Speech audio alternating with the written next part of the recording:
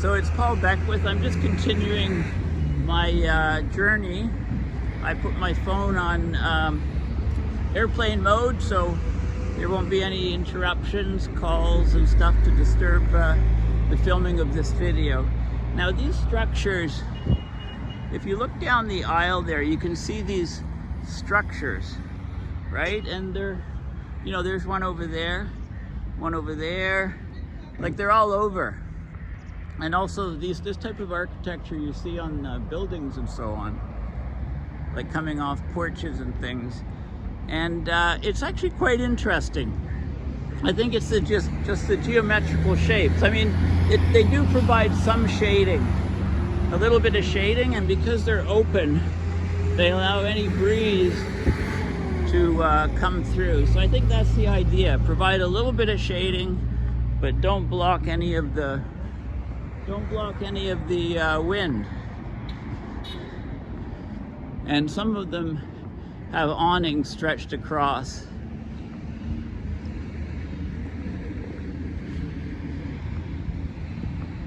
So we're right on the Sinai Peninsula, near the Red Sea.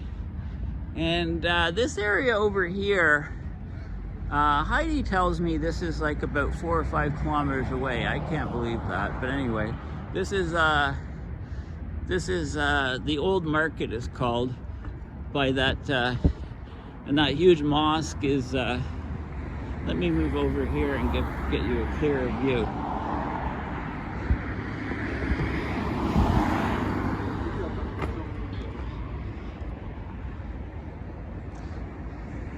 So this is a massive structure over there. I'll just zoom in a little bit.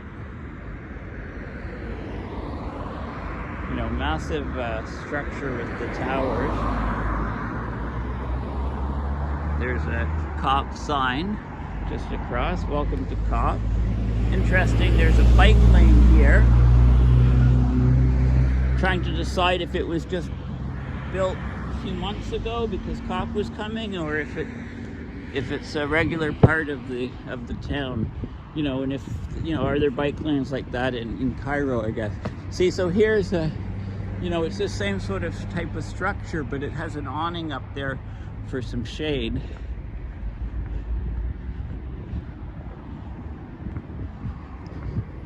I find that you know, people are quite friendly. I mean, not it might take a little bit for them, you know, when you start trying to communicate. You know, most people, they know a little bit of English. They certainly know a lot more English than I know of Arabic, and you know, very, very helpful if you ask. Very, very helpful.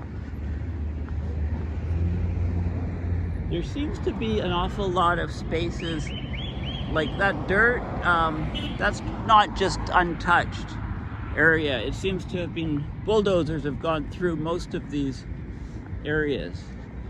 And, you know, stuff is very new here. You know, it's basically, it reminds me a little bit of a place like Las Vegas, you know, with all of these big hotel resort complexes, you know, very, very wide streets.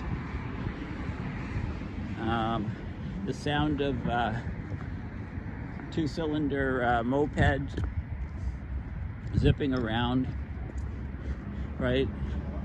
That would be, or a place like Bermuda, you know, near the ocean, warm, humid, and yeah, the sounds of the motorbikes or mopeds.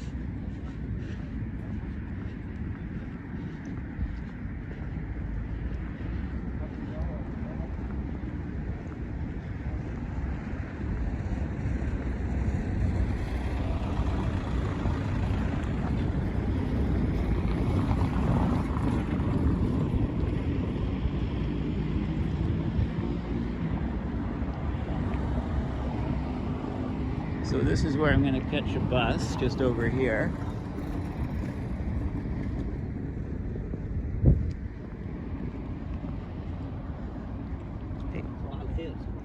Good morning.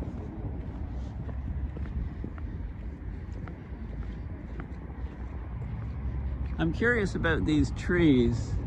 I'm pretty sure they're all alive, but they seem to be, you know, in a dormant state quite a bit. Okay.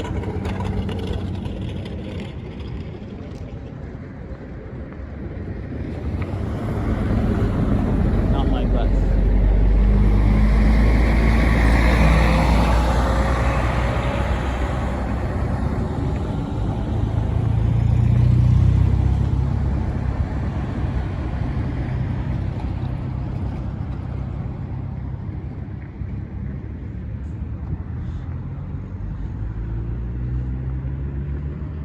And irrigation hoses everywhere.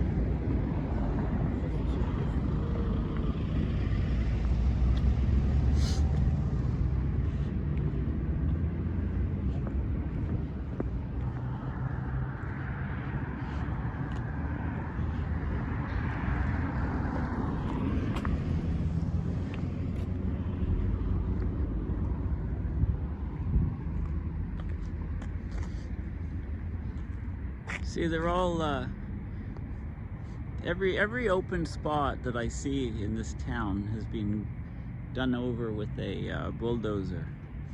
Whether it's been flattened or it's preparing for development, I'm not sure. So this is the Delta Sharm Resort, the other side of the complex that I'm staying in. So it runs many blocks in each direction.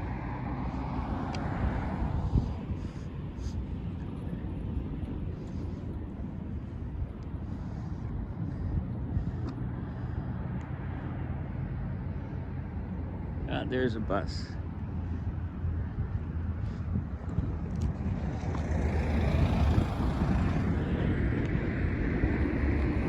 Not my bus.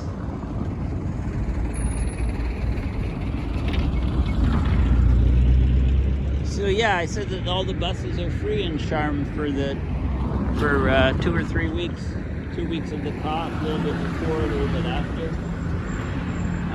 And another thing is SIM cards are free.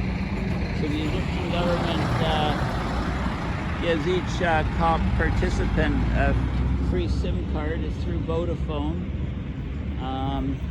and I think you get 6 gigabytes of data.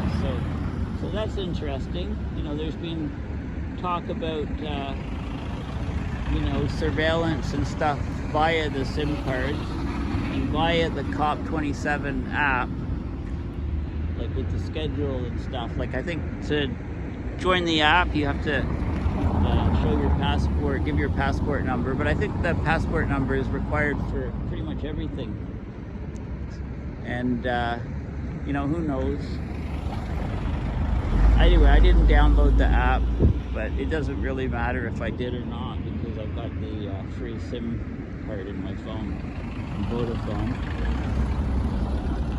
You know, and of course, so what, you know, apparently they, you know, if security wanted to, they could listen in on your phone calls, see your videos, hear what you were doing in meetings, even when your phone was off, know your location, all the rest of it. You know, this, all that type of stuff. You have to remember, or may not know, that the actual conference site is considered UN territory for the duration of the conference. So what that means is that local police do not have anything to do with it. So they've got, the UN has their own policing, and the Egyptian government really doesn't like protests, but at the UN, in the UN part territory, which is the conference, they can do various protests, etc. Is this my bus? Yes. This is my bus.